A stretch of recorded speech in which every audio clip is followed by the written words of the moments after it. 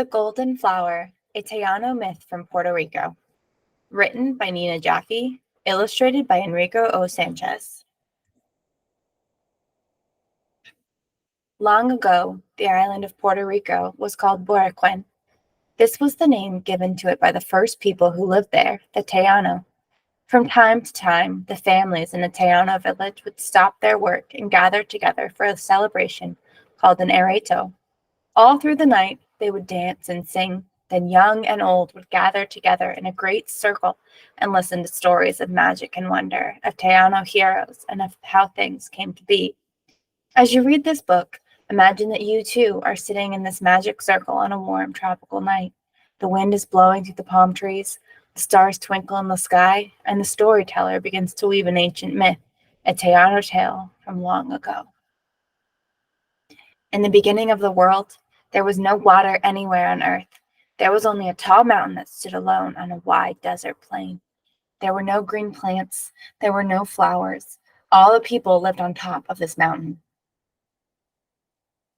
One day, a child went walking on the dry land below the mountain. As he bent down over the ground looking for food, something floated by on the wind. He reached out and caught it in his hand. It was a seed, a small brown seed. He put the seed into his pouch. The next day, he went walking and again found something as it floated by on the wind. It was another seed. Day by day, he gathered these seeds until his pouch was full. It could not hold any more, and the child said to himself, "I will plant these seeds at the top of our mountain." He planted the seeds and waited. One morning, a tiny green leaf appeared. The child watched. From under the ground, a forest began to grow high on top of the mountain. All the people came to see. It was a forest of many colored flowers, a magic garden of green leaves and thick branches. The child was happy. In the middle of the forest, at the foot of the tallest tree, there grew a vine that wrapped itself around the tree. And from that vine there grew a flower more beautiful than all the rest, a bright flower with golden petals. And from that flower something new appeared in the forest. It looked like a little ball. "Look!" cried the child. "Something is growing out of the flower." As the people gathered around to watch, the ball grew larger and larger until it became a great yellow globe that shone like the sun. Even as they walked on the dry land far below, people could see it shining on top of the mountain. One woman said, "If you put your ear next to the ball, you can hear strange noises coming from inside." The people listened. Strange sounds and murmuring could be heard, but nobody knew what was hidden inside. The people were afraid. After that, they all stayed away. Even the child stayed away.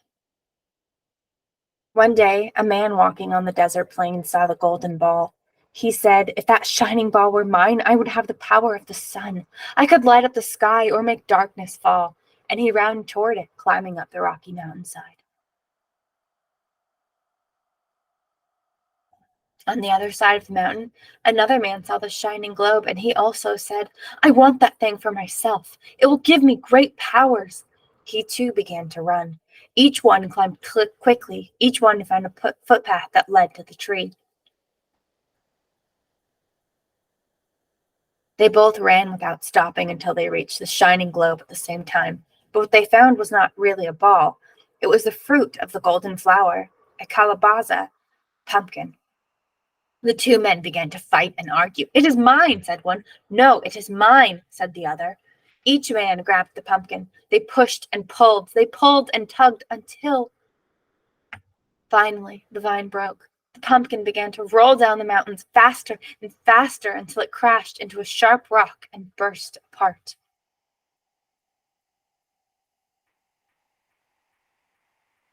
Whoosh! Waves of water poured out of the pumpkin. The water bubbled and foamed. The waves began to cover the earth, flooding the desert plain, rising higher and higher. For it was the sea that had been hidden inside the pumpkin. Out came the creatures, whales, dolphins, crabs, and sunfish. All the people ran to the top of the mountain to hide in the forest of green leaves. "Will the whole earth be covered?" they cried. Higher and higher the waters kept rising up the sides of the mountain. But when the water reached the edge of the magic forest the boy had planted, it stopped. The people peeked out from behind the leaves, and what did they see? Small streams running through the trees, a beach of golden sand, and the wide open ocean sparkling all around them. Now the people could drink from the cool streams and splash in the rippling waves. Now they could gather fish from the flowing tides and plant their crops.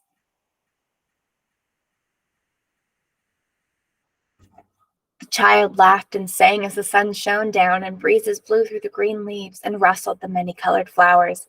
Water had come to the earth. And that is how, the Taino say, between the sun and the sparkling blue sea, their island home, Baraquin, came to be.